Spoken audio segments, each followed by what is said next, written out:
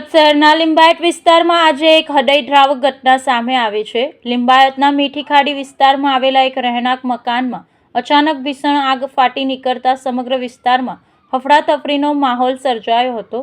આ દુર્ઘટનામાં એક જ પરિવારના 5 સભ્યો ગંભીર રીતે દાઝી જવાથી તેઓના મોત નીપજ્યા હોવાના પ્રાથમિક અહેવાલો પ્રાપ્ત થયા છે। મળતી માહિતી મુજબ લિંબાયતના ગીચ ગણાતા મીઠી ખાડી વિસ્તારના એક મકાનમાં મુસ્લિમ પરિવાર દ્વારા સાડી ફોલ્ડિંગ અને પેકિંગનું કામ કરવામાં આવતું હતું। મકાનમાં સાડીઓનો મોટો જથ્થો હોવાના કારણે આગ જોતજોતામાં વિકરાળ સ્વરૂપ ધારણ કરી લીધું હતું।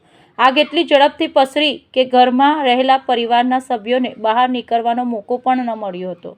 ઘટનાની જાણ થતાં જ સુરત ફાયર બ્રિગેડનો મોટો કાફલો તત્કાલિક સ્થળ પર દોડી ગયો હતો। ફાયરના જવાનોએ ભારે જહેમત બાદ આગ પર કાબૂ મેળવ્યો હતો અને ઘરમાં ફસાયેલા 5 સભ્યોને બહાર કાઢી સારવાર અર્થે નજીકની હોસ્પિટલમાં ખસેડાયા હતા। જો કે સૂત્રોના જણાવ્યા અનુસાર ગંભીર રીતે દાઝી ગયેલા તમામ 5 લોકોના સારવાર દરમિયાન મોત નીપજ્યા છે। આગ લાગવાનું ચોક્કસ કારણ હજુ જાણી શકાતું નથી, પરંતુ શોર્ટ સર્કિટના કારણે આગ લાગી હોવાની આશંકા સેવાઈ રહી છે। હાલ પોલીસ અને ફાયર વિભાગ દ્વારા ઘટના સ્થળે તપાસ તેજ કરવામાં આવી છે। એક જ પરિવારના 5 સભ્યોના મોતના સમાચારથી સમગ્ર લિંબાયત વિસ્તારમાં શોકનું મોજું ફરી વળ્યું છે।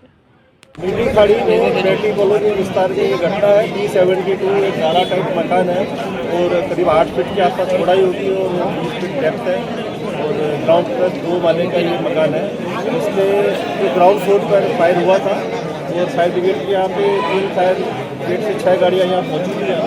जब आए तो पूरा मकान जो है जहाँ एंट्रेंस है वहीं पे आग लगी हुई थी। अंदर करीब 8 से 10 टन के आसपास पैकिंग मटेरियल और साड़ियों का जत्था मिला अंदर और सफोकेशन की वजह से 4 लेडीज और एक बच्चा अंदर से बेजान स्थिति में मिले अनकॉन्शियस। तो उनको फायर की जो गाड़ियाँ हैं उनकी और 108 की मदद से हॉस्पिटल पहुँचाया। डेथ किसी की हुई नहीं, वो वहाँ पे जाके पता लगेगा। सर आग के कारण क्या है, कितने बजे कॉल मिली थी?